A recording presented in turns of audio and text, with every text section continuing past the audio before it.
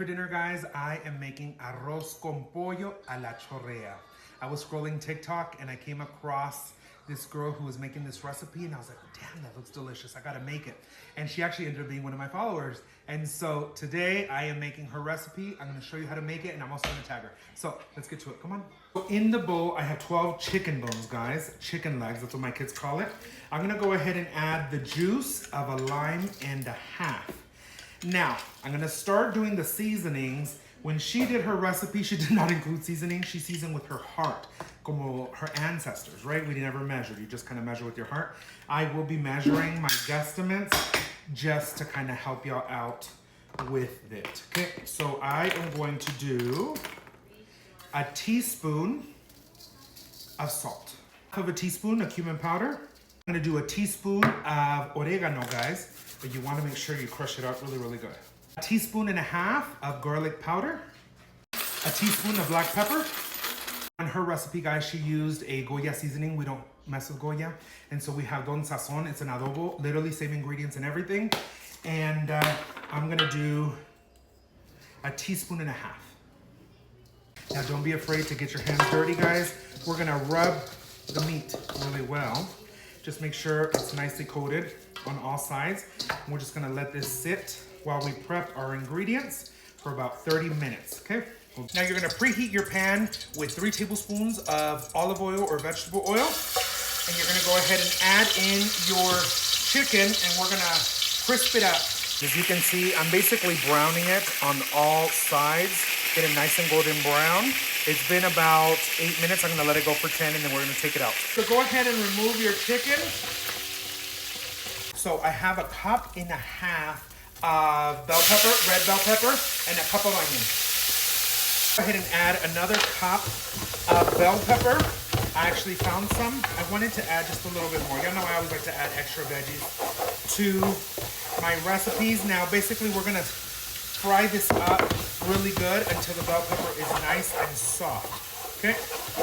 Now, if you see some of those bits of that chicken when we were like frying it up, browning it up, is gonna come up, and it's called the fond, and that fond is gonna give us a really nice flavor.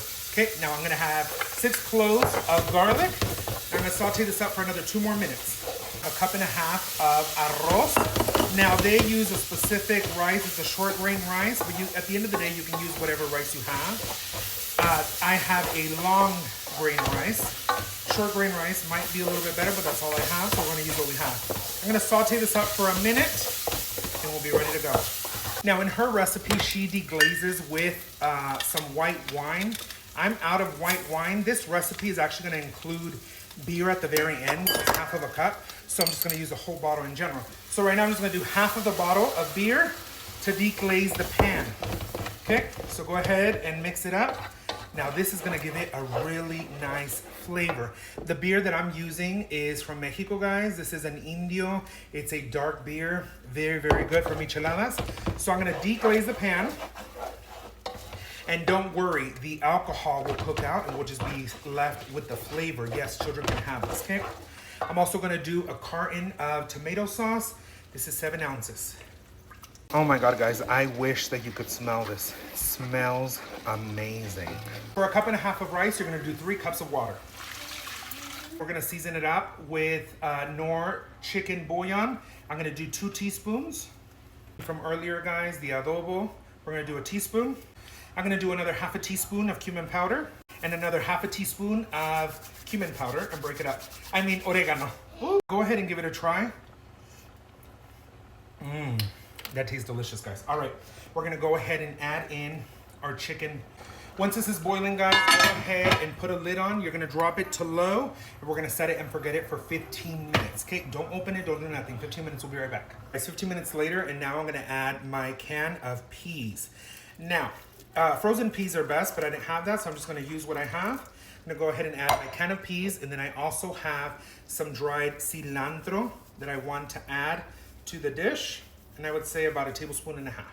I'm gonna give this a quick mix. Normally with arroz, you don't wanna mix it or open it after you put the lid on it, but because of this dish and adding the peas at the very end, it's totally okay.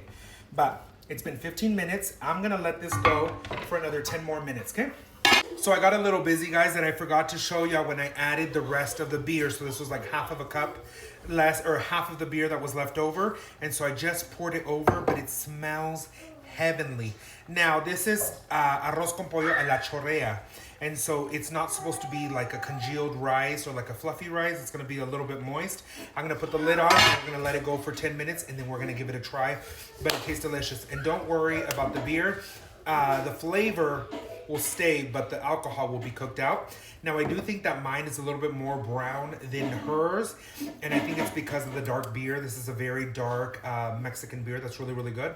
So 10 more minutes and we'll taste it. We'll be right back. So in total, it took about 30 to 35 minutes of cook time, guys, but here it is plated up, and let me tell you, the house smells amazing. Some of the chicken is falling apart. I had a piece of the chicken and it was absolutely delicious, but mira que rico.